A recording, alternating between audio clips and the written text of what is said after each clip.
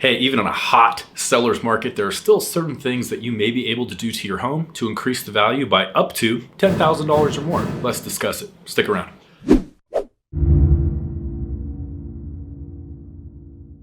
Hey, Logan, Williamson here, representing Williamson Professional Real Estate Sales. Thank you for stopping back by the channel. Hey, if you're new to the tribe, new to the vibe, sorry for the silly joke, but consider subscribing. Tribe, vibe, subscribe. Anyway, subscribe to the channel. This channel is dedicated to all things Reno real estate related. If you are considering moving up to the Greater Reno area, which includes Reno, Sparks, Carson City, Lake Tahoe, I'm licensed in both California and Nevada. I'm a full-time real estate agent, getting people contacting me from all over the world about what it's like to work, eat, sleep, and play up here in Reno, what it's like to just live your life up here. I was born and raised in the area. I know the back roads of the back roads, and I would be happy to discuss any sort of real estate goals or any sort of potential lifestyle that you were looking for up here in the area.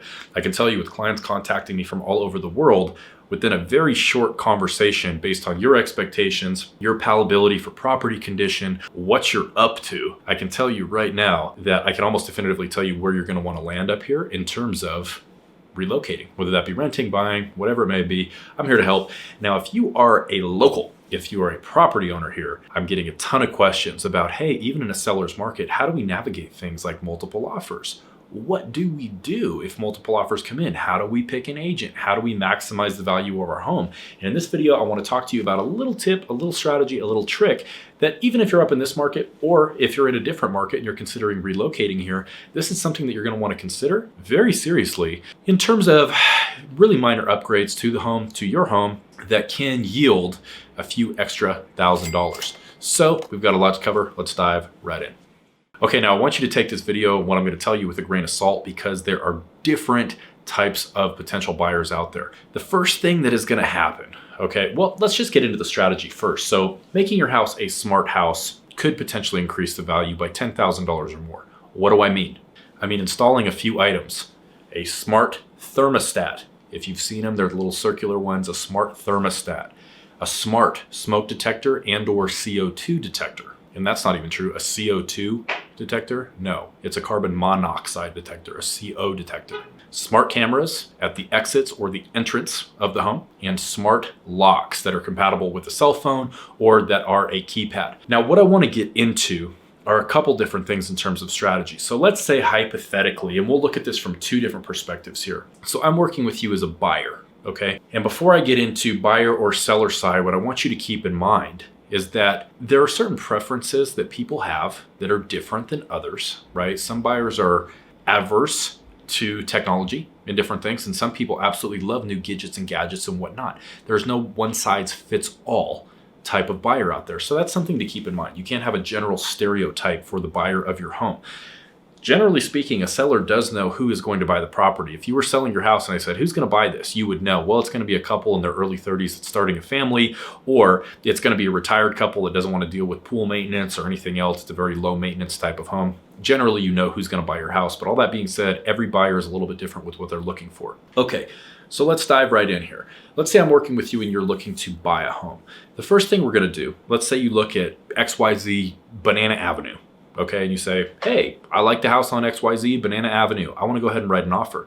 The first thing we're going to do, and this is the first thing any diligent agent should do, is they should reach out to the listing agent, gauge interest, see if any offers are on the table. They should have already made sure that the house is still available. They should talk about any offers that are on the table when they expire.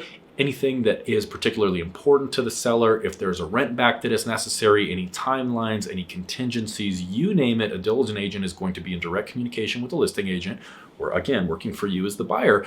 But what we're also going to look at, which may even be more important than that form of communication, is what are going to be the price in terms of your offer.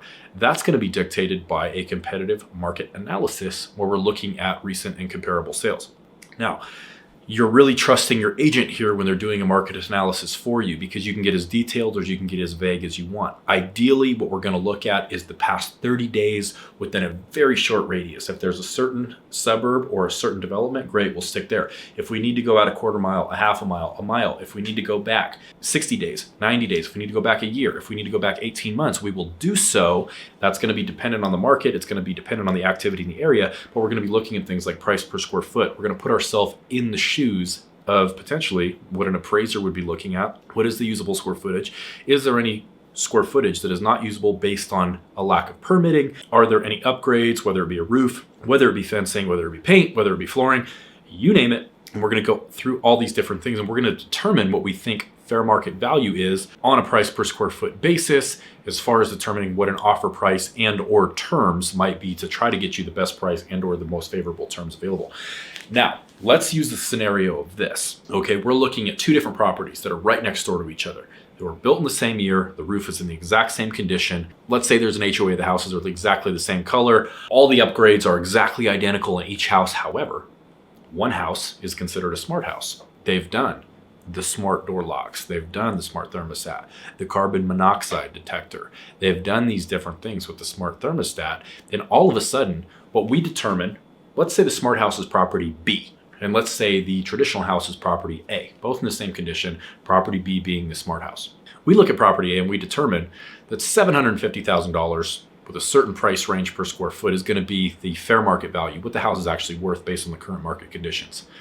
Okay, well, they're asking $750,000. They're right on the money for property A. Property B, the smart house, let's say they're asking $875,000. It's what we would call listing in the stratosphere.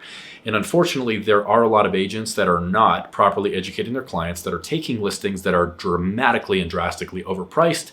And that's just the way that it goes sometimes without proper education for your clients. So going through a very, very thorough analysis is really, really important.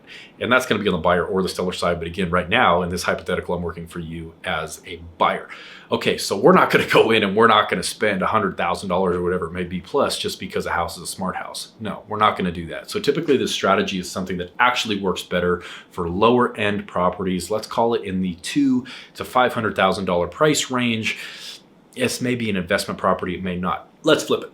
Let's say now I'm working for you and you are trying to sell your home. Well, the fact that we can actually market your property now as a smart home, if we can put things in the private remarks, if we can put things in the property description, if we can leverage marketing and advertising dollars to actually market this house as a smart home, you may have a buyer that's going to come in and based on their particular strategy, what they're looking to do, if they are looking to manage a property remotely from a different market, whatever it may be. Again, everybody has different incentives, everybody has different goals, everybody has different things that are of importance to them to where we may be able to leverage our message out there and dominate eyeballs, which is marketing and advertising, dominate eyeballs, modern media strategies, which I specialize in, to help you get the most in terms of dollar amount and or the best terms for your actual home. And if we have an old school agent, if you will, that is marketing, again, property A, and then you have a modern agent that is marketing your property, property B, as a smart home, the gap between a couple gadgets and gadgets that are upgraded, it may far exceed what the dollar amount was for those particular gadgets or gadgets. And again, that's going to be dependent on the marketing strategy, the advertising strategy, as well as the negotiation tactics of your agent and the potential buyer that is going to be writing an offer and what is important to them.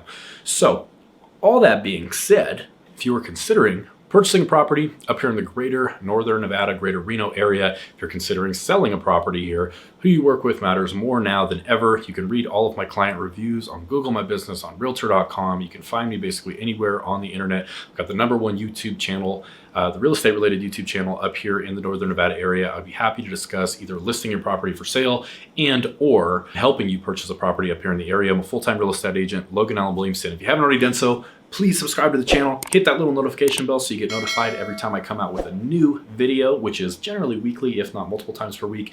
Please like the video, it helps us reach way more people. Anything you see up on the screen is probably going to be exactly what you need to see next if you are interested in this video. I would love the opportunity to talk to you soon, potentially earn your business and give you all the information you need about moving out of, moving into, buying, selling, investing up here in the Greater Reno area. Thank you so much. See you soon.